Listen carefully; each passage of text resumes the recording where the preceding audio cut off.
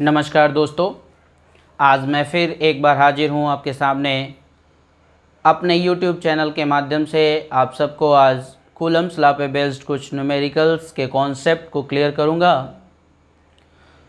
जितने भी दर्शक वीडियो को देख रहे हैं, देखते ही वीडियो को सब्सक्राइब कर लें और बेल आइकन को प्रेस कर लें, जिससे जितनी भी नई वीडियोज़ अपलोड होंगी उसका नोटिफिकेशन आपको टाइम टू टाइम मिलता रहेगा। चैप्टर 1 के नोट्स को आप पीडीएफ फॉर्मेट में डाउनलोड कर सकते हैं, जिसका लिंक डिस्क्रिप्शन बॉक्स में दिया हुआ है। तो चलिए बिना किसी समय को गंवाए, बिना किसी समय को बर्बाद किए शुरू करते हैं आज के इस लेक्चर को, जिसमें हमने पहला क्वेश्चन जो लिया है वो बहुत ही इंटरेस्टिंग क्वेश्चन है और जिसको ऑलरेडी हमने बोर्ड पे लिख रखा है, जिससे हमारा समय बचेगा। तो आइए देखते हैं क्या है क्वेश्चन की रूपरेखा और क्या है क्वेश्चन के सर्कमस्टांसेज, क्वेश्चन क्या कह रहा है, किस तरह का सलूशन चाह रहा है। तो क्वेश्चन में जो फर्स्ट लाइन है वो ये है, two equally charged identical metal spheres A and B repels each other with a force of 2 into 10 to the power minus 5 Newton. यानी जो दो आइडेंटिकल मेटेलिक स्फीयर्स हैं A एंड B, जैसे मान लीजिए ये स्फीयर है A और दूसरा इसी के जस्ट आइडेंटिकल स्फीयर है B। तो A और B आइडेंटिकल स्फीयर हैं और जिन पे सेम चार्ज अवेलेबल है। क्वेश्चन में दिया हुआ है, two equally charged identical metal spheres A and B repels each other with a force of 2 into 10 to the power minus 5 newton. तो दोनों पे आइडेंटिकल चार्ज है। तो सपोज कर लेते हैं A पे कितना चार्ज है प्लस Q और B पे भी कितना चार्ज है प्लस Q। दोनों आइडेंटिकल चार्ज है और दोनों के बीच का जो सेपरेशन है, स्फेरिकल बॉडी A के सेंटर से B तक के सेंटर का जो डिस्टेंस है वो है R। तो ये दोनों एक दूसरे को रिपेल कर रहे हैं, A B को रिपेल करेगा और B A को रिपेल करेगा। ये दोनों रिपल्सिव फोर्स जो है वो एक्शन रिएक्शन पेयर फॉर्म करेंगे और इस फोर्स की जो वैल्यू है वो कितना है, क्वेश्चन में दे रखा है 2 into 10 to the power minus 5 Newton. यानी फोर्स की जो वैल्यू है वो कितनी है, 2 into 10 to the power minus 5 Newton. अच्छा, कूलम्स लॉ अप्लाई करके हम इस फोर्स की न्यूमेरिकल वैल्यू लिख सकते हैं।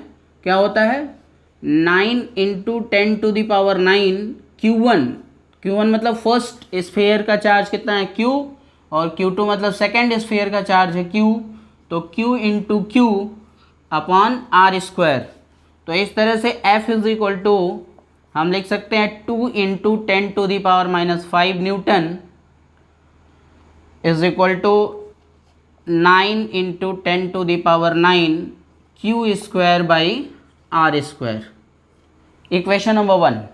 अभी हमने क्वेश्चन को सिर्फ यहाँ तक पढ़ा था, यहाँ तक पढ़ लिया था मैंने कि दो इक्वली चार्ज आइडेंटिकल स्फीयर्स हैं और दोनों एक दूसरे को रिपेल कर रहे हैं। कितने फोर्स से, 2 into 10 to the power minus 5 Newton के फोर्स से। तो कूलम्स लॉ अप्लाई करके हमने एक एक्सप्रेशन फाइंड आउट कर लिया। अब ये आगे क्वेश्चन में बढ़ते हुए ये कह रहा है कि another identical uncharged sphere C is touched to B and then placed at midpoint between A and B। अब एक तीसरा स्फेरिकल बॉडी है C, जिसको किससे टच कराया जाता है, B से। तो हमने कहा था, शुरू में ही बताया था कि दो बॉडी को हम चार्ज करने के तीन तरीके होते हैं, charging by conduction, charging by induction and charging by friction. तो जब B से C को टच कराएंगे तो टच मी हो गया, यानी दोनों के दोनों एक्चुअल कॉन्टेक्ट में आ गए, तो चार्जिंग बाय कंडक्शन होगा। B C के आइडेंटिकल है तो जाहिर सी बात है B का जो चार्ज है वो दो पार्ट में डिवाइड हो जाएगा। B पे कितना चार्ज है Q, तो अब Q चार्ज का आधा मतलब हाफ Q/2 C पे चला आएगा और B पे कितना बचेगा, Q/2। अब इस C को उठा करके कहाँ रख दिया जा रहा है, A और B के मिडिल पे, मिड पॉइंट पे। तो C पे कितना फोर्स लगेगा, what is the net electric force on C। यानी क्वेश्चन में आगे बढ़ते हुए ये पूछा जा रहा है कि अगर ऑब्जेक्ट स्फेरिकल बॉडी A है और B है और ठीक इसी के बीच में मिडिल पे सी को रख दिया जाता है। तो ए पे चार्ज कितना है क्यू, बी पे कितना चार्ज है क्यू,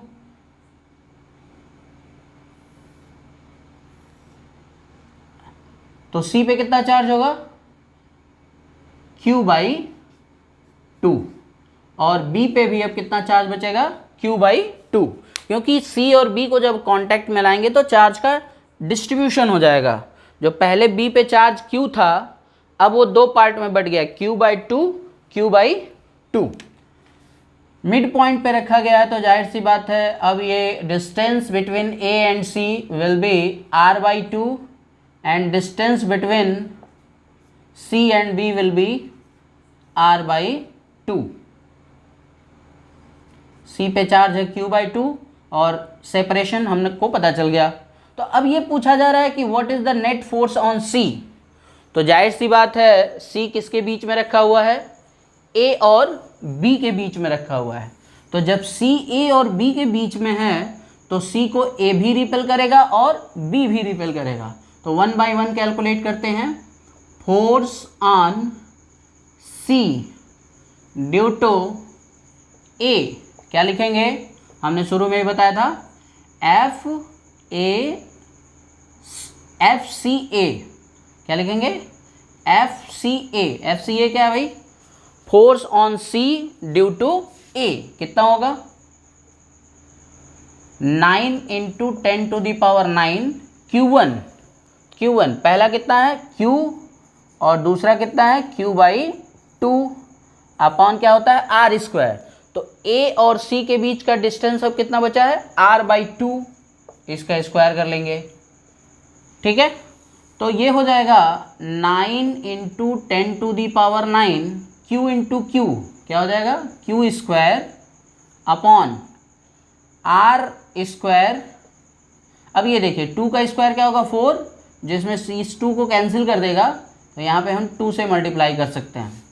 तो F C A is equal to, इसको जब सॉल्व करेंगे तो आपको मिलेगा 9 into 10 to the power 9 Q square by R square into 2। अच्छा ये देखिए इक्वेशन 1 से हम क्या लिख सकते हैं 9 into 10 to the power 9 Q square by R square को हम क्या लिख सकते हैं F इंटू 2, तो इसको क्या लिख दिया 2F। यानी जब A और B एक दूसरे से R डिस्टेंस पे रखे थे तो उन पे कितना फोर्स लग रहा था F। जब इनके बीच में एक तीसरा ऑब्जेक्ट आ गया, मेटालिक स्फीयर आ गया C, तो A C पे कितना फोर्स लगा रहा है 2F के। सिमिलरली इसी तरह से हम कैलकुलेट करेंगे force on C due to B। अभी हमने कैलकुलेट किया force on C due to A, अब कैलकुलेट करेंगे force on C due to B, क्या लिखेंगे एफ सी बी कितना होगा भाई 9 into 10 to the power 9 Q1 कितना होगा Q बाई 2, C पे कितना चार्ज है Q बाई 2, Q2 कितना होगा Q बाई 2, क्योंकि B पे भी चार्ज कितना है Q by 2 upon R by 2 whole square. तो ये हो जाएगा 9 into 10 to the power 9 as it is लिख दिया, Q इंटू Q क्या होगा Q स्क्वायर अपॉन 2 जा 4 Q स्क्वायर बाई 4 आएगा, और यहाँ देखिए R बाई 2 होल स्क्वायर 4 आएगा, तो 4 से 4 कैंसिल हो जाएगा, सिर्फ क्या बचेगा R स्क्वायर। यानी F C B is equal to कितना बच गया 9 into 10 to the power 9 Q square by R square, 9 into 10 to the power 9 Q square by R square. Equation 1 से हम क्या लिख सकते हैं F लिख सकते हैं। तो ये हो गया इक्वेशन सेकेंड और ये हो जाएगा इक्वेशन थर्ड। अच्छा अब देखिए C पे कितने फोर्स लग रहे हैं, 2 फोर्स लग रहे हैं। A C को रिपेल कर रहा है कितना फोर्स लगा के एफ सी ए, किस डायरेक्शन में A से C की तरफ, और B जो है C को रिपेल कर रहा है किस डायरेक्शन में B से A की तरफ, और वो कितना फोर्स है एफ सी बी। तो C पे जो नेट फोर्स होगा वो कैसे पता चलेगा, एफ सी बी और एफ सी ए दोनों एक दूसरे के अपोजिट हैं। तो इस तरह से C पे जो नेट फोर्स होगा therefore net force on C F net is equal to क्या होगा FCA माइनस FCB। जब दो वेक्टर अपोजिट डायरेक्शन में होते हैं यानी उनके बीच का एंगल 180 डिग्री होता है, तो रिजल्टेंट यहाँ देखिए FCA और FCB दोनों के बीच में कितना एंगल है 180 डिग्री। तो इन दोनों वेक्टर का रिजल्टेंट फाइंड आउट करने के लिए हम दोनों वेक्टर का क्या ले लेते हैं, डिफरेंस ले लेते हैं। तो पहला वेक्टर है FCA, वो कितना है 2F, और दूसरा वेक्टर है FCB, उसकी वैल्यू कितनी है F। तो इसका डिफरेंस हमने ले लिया नेट फोर्स फाइंड आउट करने के लिए। तो इस तरह से F net is equal to FCA की वैल्यू कितनी है 2F और FCB की वैल्यू कितनी F। अच्छा ये बताइए 2F माइनस F कितना बचेगा F, यानी F net is equal to कितना हो जाएगा, F की वैल्यू कितनी है 2 into 10 to the power minus 5 newton. मतलब ये कि अगर A और B एक दूसरे को कितने फोर्स से रिपेल कर रहे थे 2 into 10 to the power minus 5 newton से, अब तीसरी बॉडी C को B से टच कराया गया और टच करा करके A और B के बीचों बीच मिड पॉइंट पे रख दिया गया, तो C पे जो नेट फोर्स होगा वो कितना होगा 2 into 10 to the power minus 5 newton. और यही हमारा क्वेश्चन था, what is the net electric force on C। तो बताओ कैसा लगा, क्लियर हो गया, एनी डाउट। चलिए अब दूसरा क्वेश्चन लेते हैं और देखते हैं इस क्वेश्चन का आंसर कैसे फाइंड आउट किया जाएगा। तो नेक्स्ट क्वेश्चन आपके सामने है, क्वेश्चन को आप पढ़ सकते हैं। क्या लिखा हुआ है, the sum of 2 point charges is 7 microcoulomb, they repel each other with a force of 1 Newton when kept 30 cm apart in free space, calculate the value of each charge। यानी क्वेश्चन आप लोगों ने पढ़ लिया है, अब इसको समझने की कोशिश करिए कि क्वेश्चन क्या पूछ रहा है। क्वेश्चन ये कह रहा है कि there are 2 charges, how many charges are there 2 charges, the sum of 2 point charges is 7 microcoulomb. मतलब एक चार्ज यहाँ Q1 है और दूसरा चार्ज क्या है Q2, तो दोनों का जो सम है, सम ऑफ 2 चार्जेस यानी Q1 प्लस Q2 कितना है 7 microcoulomb. They repel each other with a force of 1 Newton, यानी दोनों के बीच में जो फोर्स लग रहा है वो कितना लग रहा है 1 न्यूटन। कब लग रहा है 1 newton, when they are kept 30 centimetre apart, यानी जब उन दोनों के बीच का सेपरेशन कितना है भाई 30 सेंटीमीटर, तो Q1 Q2 एक दूसरे को रिपेल कर रहे हैं, कितना फोर्स लगा के 1 न्यूटन, और Q1 और Q2 की जो सम है वो दे रखा है क्वेश्चन में, दैट इज 7 माइक्रोकूलम। तो हमको क्या फाइंड आउट करना है, calculate the value of each charge, यानी you have to find Q1 is equal to what and Q2 is equal to what, means we have to find the separate values of Q1 and Q2. So from here we may write Q1 is equal to 7 minus Q2. Now according to Coulomb's law, हम Coulomb's law से पढ़ सकते हैं, जान सकते हैं, जान चुके हैं। क्या जाने भाई, अकॉर्डिंग टू कूलम्स लॉ क्या पढ़े, F इज इक्वल टू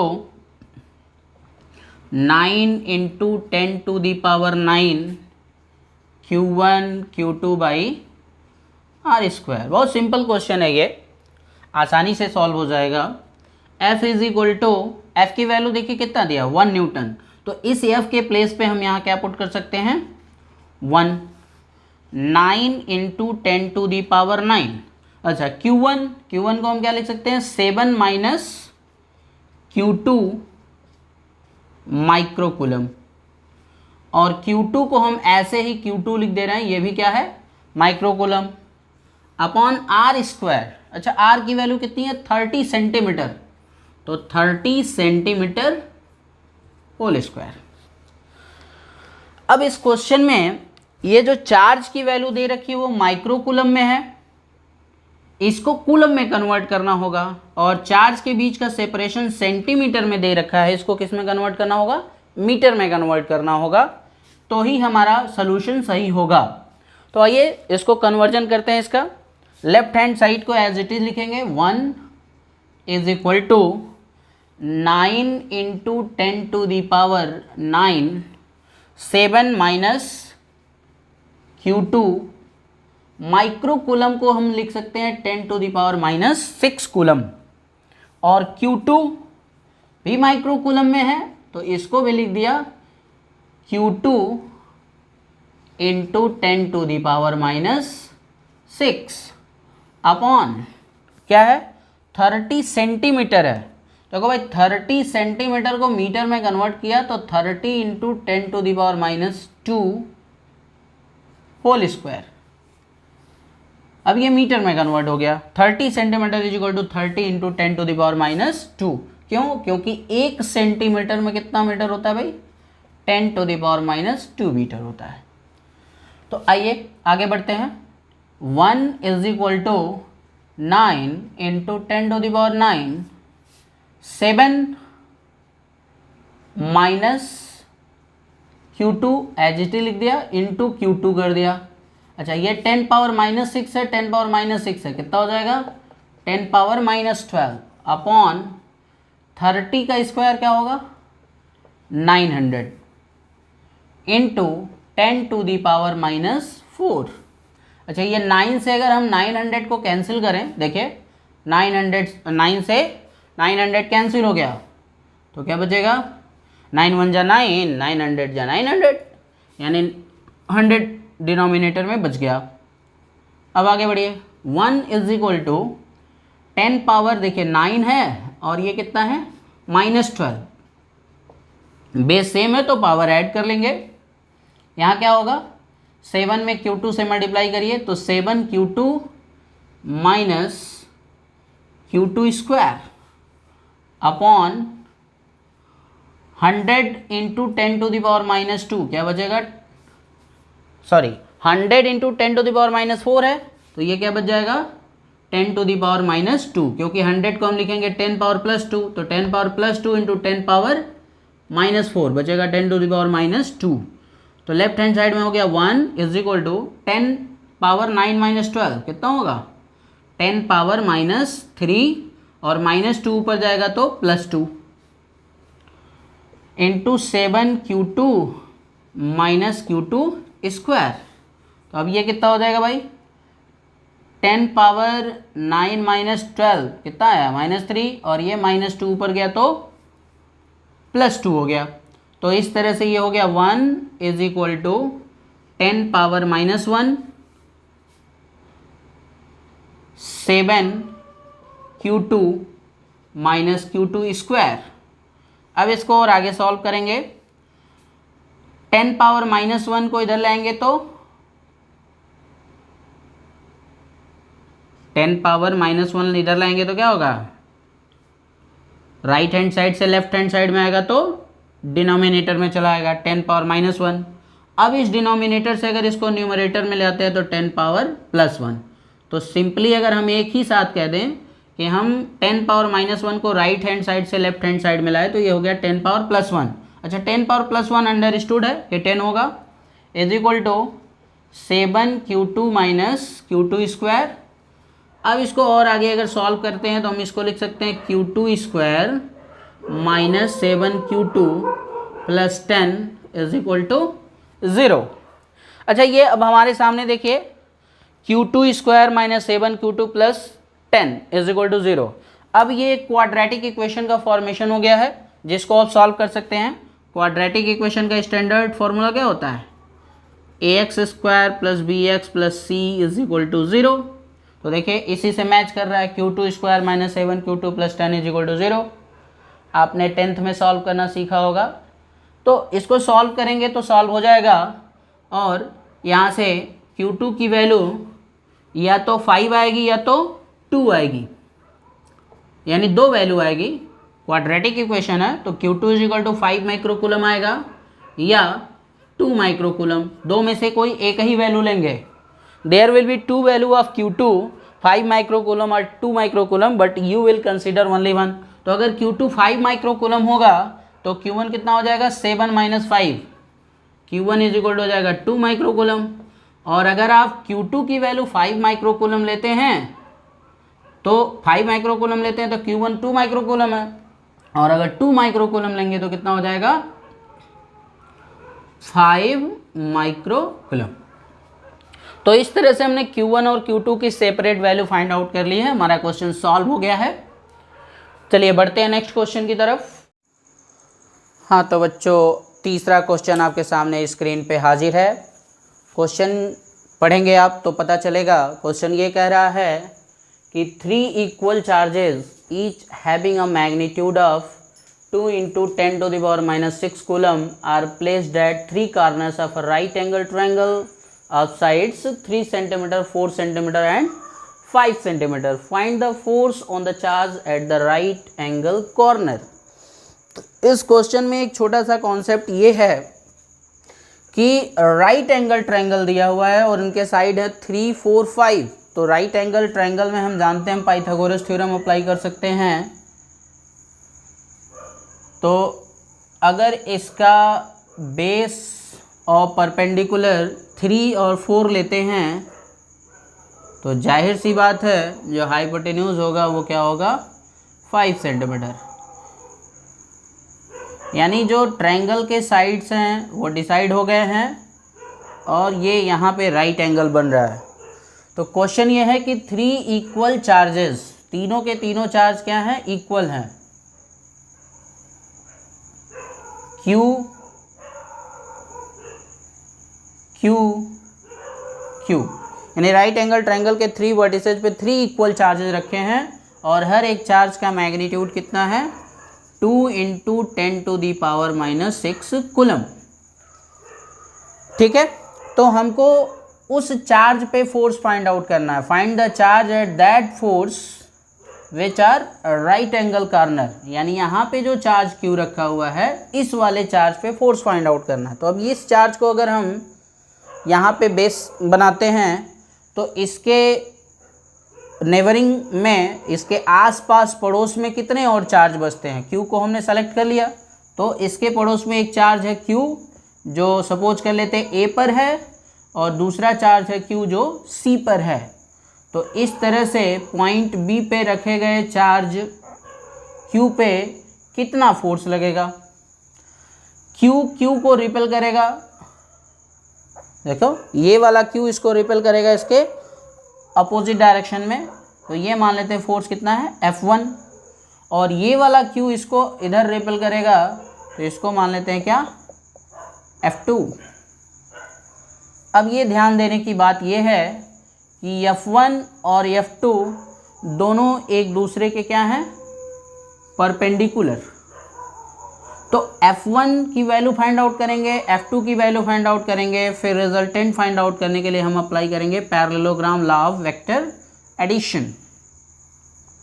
तो इस तरह से F1 और F2 का जो रिजल्टेंट होगा वो क्या होगा, EF होगा। F1 और F2 का रिजल्टेंट क्या होगा, F होगा। आइए शुरू करते हैं, F1 की वैल्यू फाइंड आउट करते हैं। F1 is equal to 9 × 10⁻⁹। ध्यान से समझिएगा, F1 इज इक्वल टू क्या होगा 9 × 10⁻⁹। Q1 मीन्स Q और Q2 मीन्स Q। तो Q की वैल्यू क्वेश्चन में दे रखा है, हम पुट करते हुए जाएंगे 2 × 10⁻⁶, और Q2 उसकी भी वैल्यू कितनी 2 × 10⁻⁶ अपॉन क्या होगा R²। तो जो चार्ज A पे है और जो चार्ज B पे है उन दोनों के बीच का सेपरेशन कितना है 3 सेंटीमीटर। तो 3 सेंटीमीटर को मीटर में कन्वर्ट कर दिया, 3 × 10⁻² स्क्वायर कर दिया। तो इस तरह से F1 इज इक्वल टू आ गया 9 × 10⁹, 2 2 जा 4 × 10⁻12 अपॉन नीचे स्क्वायर करेंगे तो 3 3 जा 9 × 10⁻⁴। अब ये देखिए 9 से ये 9 कैंसिल हो गया।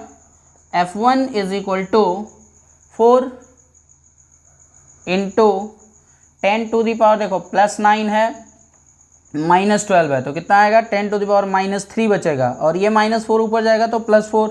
तो इस तरह से 10 बचेगा, तो F1 इज इक्वल टू कितना हो गया 40 न्यूटन। नहीं समझ में आया? एक बार फिर से समझिए, 10 पावर 9 और ये -4 ऊपर जाएगा तो +4, तो 9 + 13 -12 कितना बचेगा 1। 10 पावर 1 मतलब ये 40 न्यूटन फोर्स हो गया। अब हमने F1 तो कैलकुलेट कर लिया, अब किसको कैलकुलेट करेंगे F2 को। तो now F2 is equal to, F2 क्या भाई, फोर्स Q पे जो फोर्स लग रहा है, B पे रखे चार्ज Q पे जो फोर्स लग रहा है, और कौन अप्लाई कर रहा है, C पे रखा हुआ चार्ज अप्लाई कर रहा है। तो इस बार R की वैल्यू कितनी लेंगे 4 सेंटीमीटर।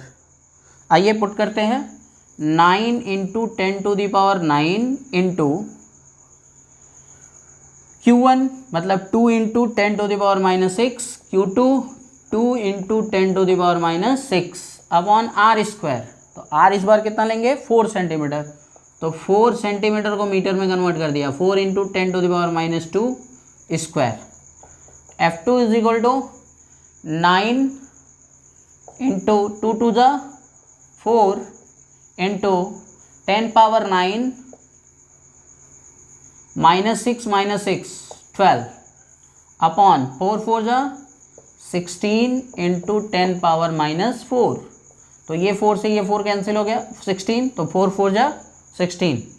आइए F2 is equal to 9/4 into 10 power 9 -12 कितना होगा -3, और -4 डिनोमिनेटर से न्यूमरेटर में जाएगा तो +4। तो इस तरह से F2 इज इक्वल टू 9/4, 9/4 कितना होगा 2.25 इंटू 10⁻³ -3 + 4, तो 10 power 1। F2 is equal to 2.25 into 10 22.5 newton. तो चार्ज Q पर जो दो फोर्स लग रहे थे F1 और F2, उनकी वैल्यू हमने कैलकुलेट कर ली। F1 40 न्यूटन और F2 22.5 न्यूटन। तो जो रिजल्टेंट फोर्स होगा, therefore resultant force on charge placed at B, यानी जो चार्ज B पे रखा हुआ है उस पे जो रिजल्टेंट फोर्स होगा F net will be equal to √ F1² plus F2² plus 2F1 F2 cos theta. ये हमने कैलकुलेट किया। आप जानते हैं रिजल्टेंट ऑफ टू वेक्टर का फॉर्मूला क्या होता है, R is equal to √A² plus B² plus 2AB cos theta. ये this is the formula for the resultant of two vectors.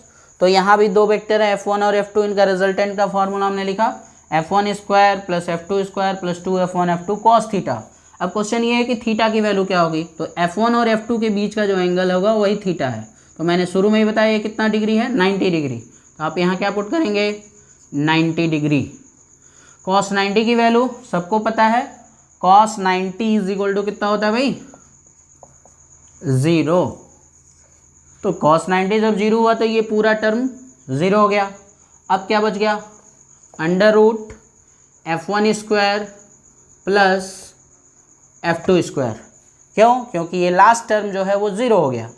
तो F net is equal to कितना हो जाएगा √ F1 कितना है 40² प्लस 22.5 होल स्क्वायर।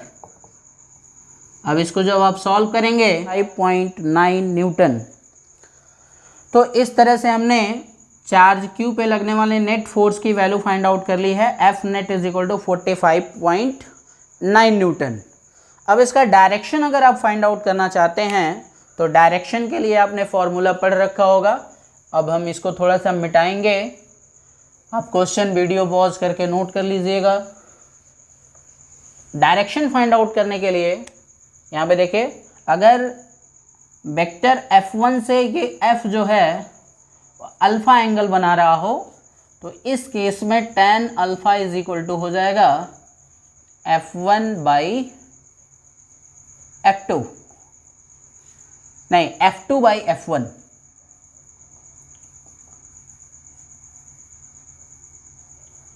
F2 कितना है 22.5 और F1 कितना है 40। अब इसको अगर आप सॉल्व करेंगे तो ये आ जाएगा, 5 से अगर कैंसिल करते हैं तो 5 8 जा 40 और 5 4 जा 20, 5 5 जा 25, यानी कि 4.5 by 8 which may be written as 9 by 16। 4.5 में 2 से मल्टीप्लाई करेंगे 9, 8 2 जा 16, तो tan alpha is equal to 9 by 16। यहाँ से हम अल्फ़ा इज इक्वल टू लिख सकते हैं tan इनवर्स 9 बाई 16।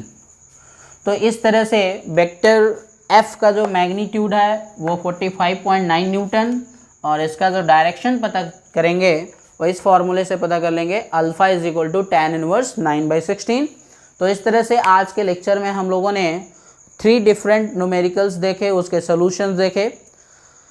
आशा करते हैं न्यूमेरिकल समझ में आया होगा। अगर नहीं समझ में आया है, कहीं कोई कन्फ्यूज़न है, तो आप हमें कमेंट बॉक्स में बताएं, हम उसका सॉल्यूशन प्रोवाइड करेंगे। जब आप कोई भी न्यूमेरिकल सॉल्व कर रहे हो और उसका सॉल्यूशन समझ में नहीं आ रहा है, उसका सॉल्यूशन नहीं आ पा रहा है, तो उस क्वेश्चन को आप कमेंट बॉक्स में टाइप करिए। उन सारे के सारे क्वेश्चंस को हम कंपाइल करके एक नेक्स्ट वीडियो बना देंगे, जिससे सभी के सभी व्यूअर्स को, सभी के सभी दर्शकों को इसका फ़ायदा मिल जाएगा। तो फिज़िक्स में न्यूमेरिकल सॉल्व करना काफ़ी आसान है, बशर्ते आप उस पर प्रैक्टिस करिए, ज़्यादा से ज़्यादा न्यूमेरिकल सॉल्व करिए। तो इसके लिए मैं इस वीडियो में नीचे डिस्क्रिप्शन बॉक्स में एक लिंक दे दूंगा, जहां पे आप अपने आप को चेक कर सकते हैं कि आपकी कितनी तैयारी हो गई है, आप कितने तैयार हो चुके हैं। मतलब कि डिस्क्रिप्शन बॉक्स में एक लिंक होगा जहां से आप क्वेश्चन पेपर डाउनलोड कर सकते हैं और उसका सॉल्यूशन वहां से देख सकते हैं। बाकी अगर कहीं पे भी किसी भी न्यूमेरिकल में प्रॉब्लम है तो आप हमको कमेंट बॉक्स में लिखिए, उसका सॉल्यूशन आपको ज़रूर मिलेगा। आपका अपना अरविंद शुक्ला, धन्यवाद।